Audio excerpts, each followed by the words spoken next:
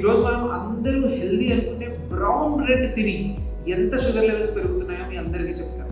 So ఈ amount of brown బ్రెడ్లో రఫ్లీ అరౌండ్ 200 క్యాలరీస్ ఉన్నాయి అండ్ 40 గ్రామ్స్ ఆఫ్ కార్బోహైడ్రేట్స్ ఉన్నాయి అండ్ 7 గ్రామ్స్ ఆఫ్ ప్రోటీన్ ఉంది అండ్ 3 గ్రామ్స్ ఆఫ్ ఫైబర్ ఉంది. ఇప్పుడు మనం ప్లెయిన్ బ్రెడ్ తిని 2 hours అయింది. నా షుగర్ లెవెల్స్ ఎలా ఫ్లక్చుయేట్ అవుతున్నాయో మీ అందరికీ చెప్తాను.